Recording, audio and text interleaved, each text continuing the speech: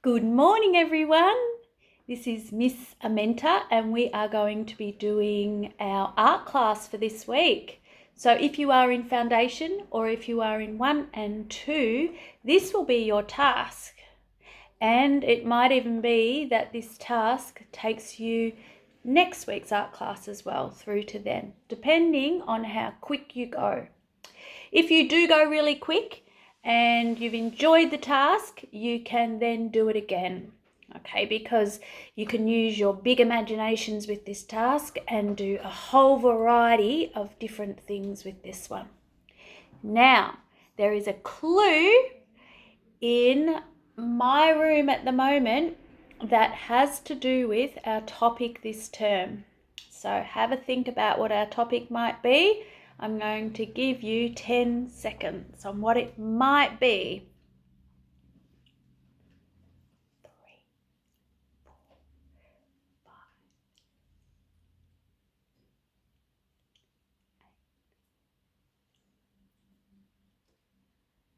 Now, if you guessed something to do with leaves or feathers, you would be very, very close.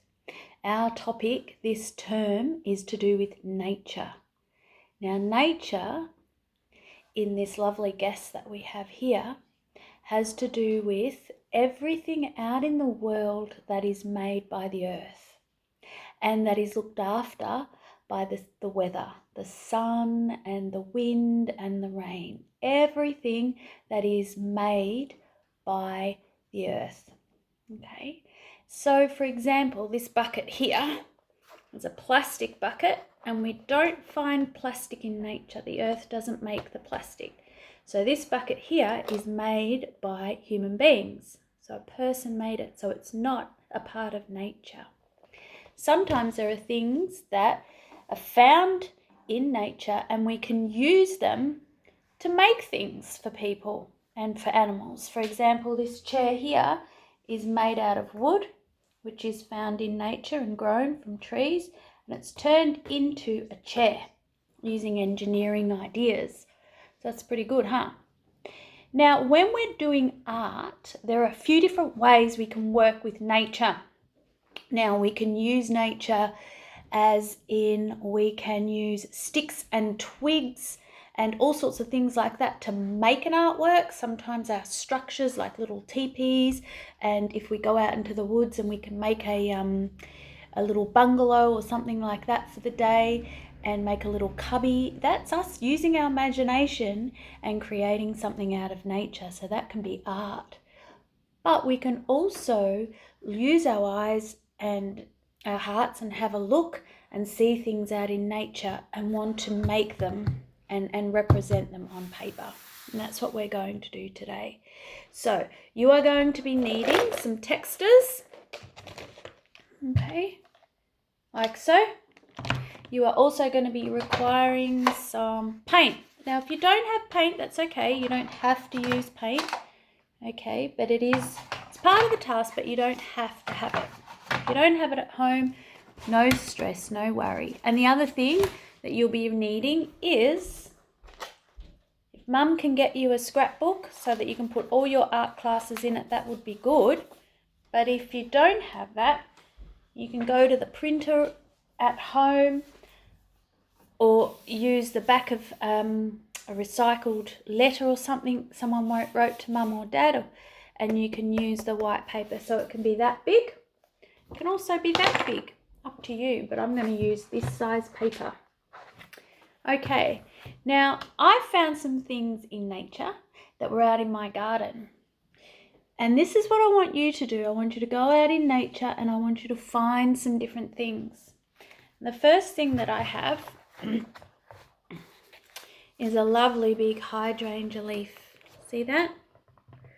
It's large, and if we think about our elements of art, it's got lots of lines in it. And another element in art is shape. So when we look at this leaf, we can look at this shape of the leaf, which is kind of curvy and round, and the lines are kind of zigzaggy and flowing as well, flowing lines. Okay, now if we think of our element of colour, this leaf here has lots of green in it. Different types of green. If we turn it over, there's some lighter greens there. And some of you, Ivy, I know you'd be thinking of this, and Ellie, that there are some, and River, you would also see that there are some darker colours there as well, some really rich dark greens and some speckled, very pale greens there. Another one that I found out in nature is, and because it's autumn, remember how I said that the weather plays a big part in nature and looking after nature? There's this beautiful leaf here, and my garden is covered in these elm leaves. So you can see, if we think about the elements again, elements of art, colour, line, shape and texture, we'll have a look that this has got some beautiful sharp pointy lines. It has got a very unusual shape. It's like splayed out in 3 sections, 1, 2, 3. And not only that, it's a very beautiful colour. So the element of colour really stands out here, as well as shape and line. It's amazing. And I found that in my yard, so I want you to have a look in your yard and see what you can find. And so we can see the differences in shapes and lines in these leaves. So when you go outside and you're going to choose about 3 or 4 different things in nature, they can be rocks, they can be, tiny ones, you can't bring big rocks inside, but pebbles, shells, you might even find a feather, up to you, and bring them in at least 4 things, and maybe make them slightly different, so they're a different shape or they're a different colour. This here is a beautiful leaf. It's from a big ginkgo tree, and having a look there at the shape of that leaf and the colours, some pale greens, tiny little bit of strawberry pink and some browns. Nash, I know that you are really eager to get on with what our task is going to be. I know that you're almost jumping out of your seat wanting to do this. So I won't be talking for too much longer. There's that same ginkgo leaf in green. Now what you are going to do, feather, just like the feathers behind me. See that? And look at this other green one I found. Oh, isn't that beautiful? Other things you might find in nature can be things like these protea, dried protea, beautiful shape to it. It's very spiky texture. The other things that you might find that you might want to use are things like shells, and also something like this. Okay, I'll show you there. So these are the gum nuts. These are all things that people didn't make but are found in nature. And what you're going to do is this.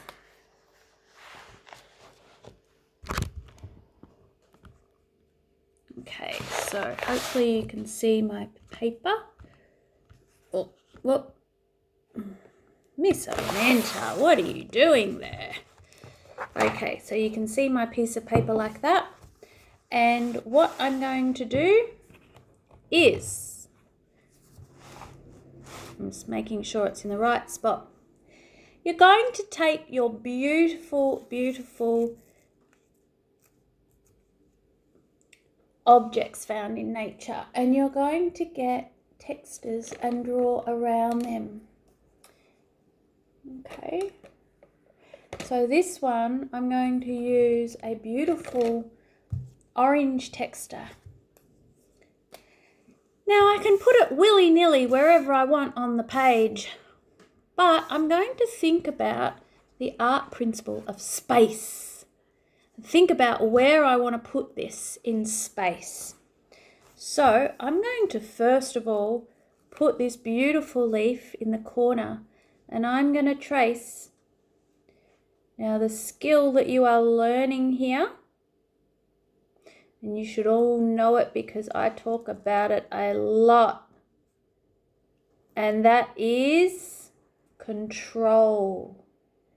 Gentle, gentle hands when we learn how to control our pens and our paintbrushes and our textures. See how my finger's on it the whole time?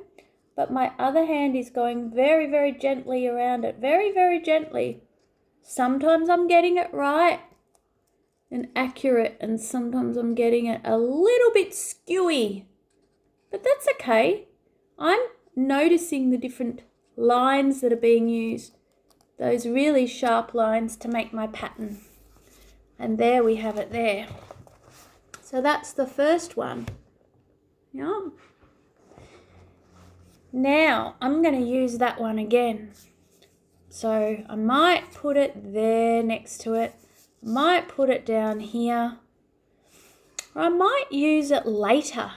And instead, I'm going to take this big, beautiful leaf. And I'm going to think about using my creative thinking and my imagination and where everything is in this space of where I'm going to put it. I want it to be with this one here. I'm wedged in like that. Now, this is where foundations, you really have to think about. Ethan, yeah, I want you to think about this. The gorgeous Zanes, I want you to think about this too. And the Michaelas, I want you to think about what colour and to maybe change colours. I'm going to use green. And I'm going to use a dark green. And slowly, slowly, again, I'm going to hold it down. And I'm going to draw nice and gently, using as much control as I can. And there's a special word that 1s and 2s know, which is about detail. I'm looking at the detail in that leaf. And I'm looking at the lines that are very wibbly wobbly around the edge. And I'm tracing those lines. Wow. There we go. I have 2. And slowly, slowly, I'm going to be making a pattern. Maybe I'll put that one there as well. Maybe I'll put it here next to it.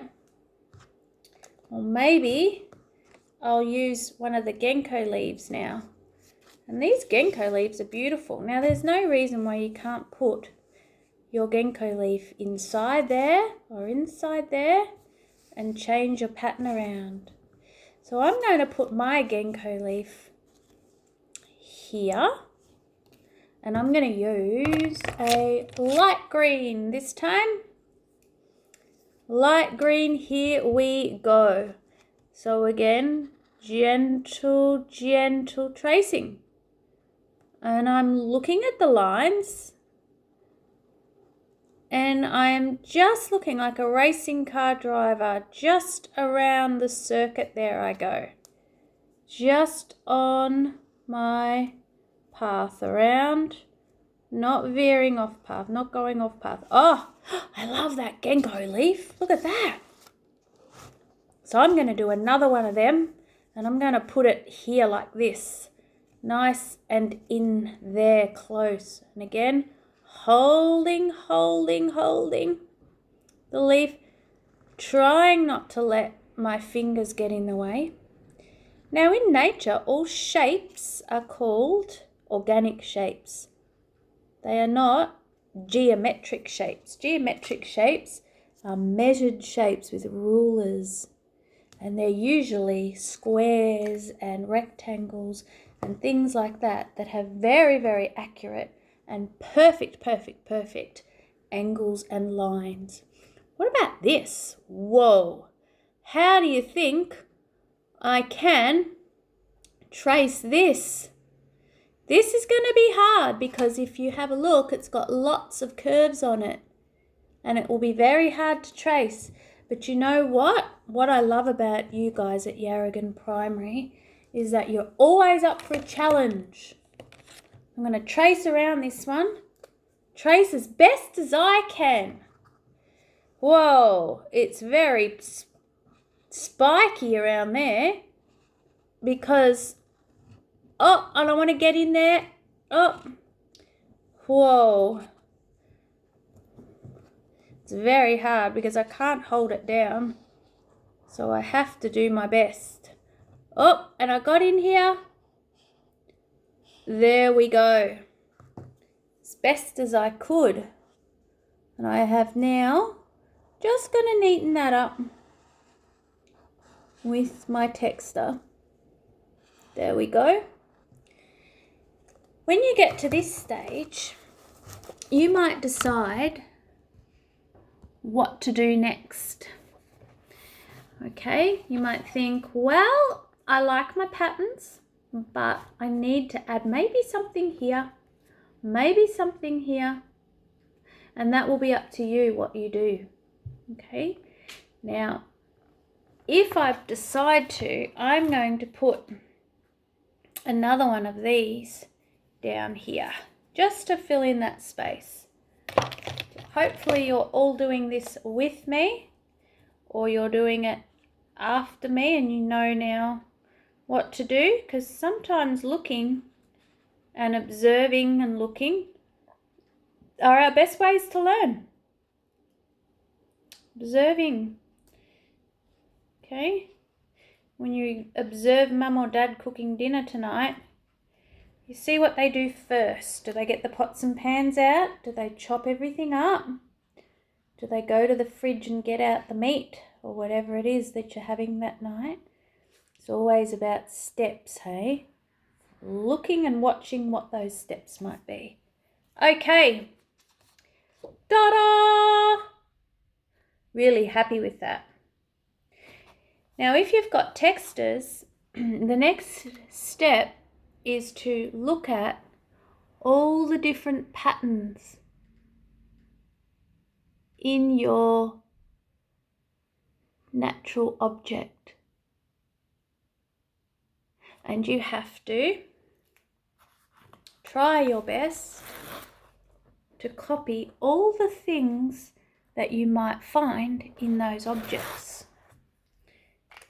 Once you've done that, and making sure you're also changing some colours, like the lines here are very, very red, so I am going to do a red line up there, and then it's got some other little veins, they're called, coming off like that,